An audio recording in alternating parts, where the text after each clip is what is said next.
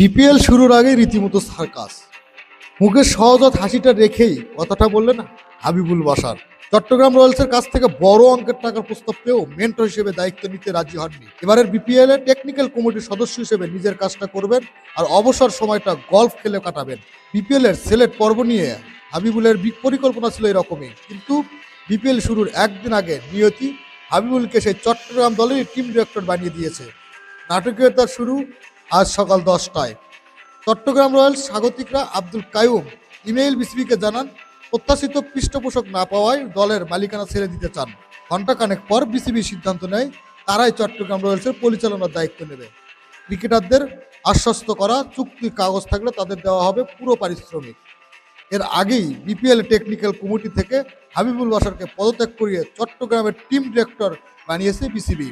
আগে মেন্টর ও ব্যাটিং কোচের দায়িত্বে থাকা তুষার ইমরান এখন শুধুই চট্টগ্রামের ব্যাটিং কোচ। আগের প্রধান কোচ মমিনুল হক হয়ে গিয়েছে সহকারী কোচ। প্রধান কোচের দায়িত্ব নেওয়া হয়েছে মিজানুর রহমানকে, আর ম্যানেজার হয়েছেন নাফিস ইকবাল।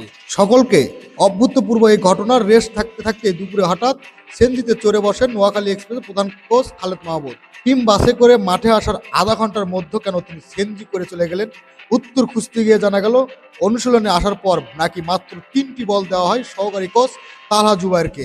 এ নিয়ে ক্ষুব্ধ হয়ে খালেদ মাহমুদের মাঠ ছেড়ে দেওয়ার সিদ্ধান্ত। নোয়াখালী এক্সপ্রেসের প্রধান কোচের দায়িত্বে থাকবেন না বলেও জানিয়ে যান তখন। কয়েক ঘন্টা পর সংবাদ মাধ্যমের মুখোমুখি হয়ে অবশ্য বলেন হিট অব দ্য মোমেন্ট ওই ঘটনা হয়ে গিয়েছিল। নোয়াখালীর সঙ্গে তিনি টুর্নামেন্ট জুড়েই থাকবেন। খেলাধুলার আপডেট নিউজ পেতে চ্যানেলটি সাবস্ক্রাইব করে সাথেই থাকুন।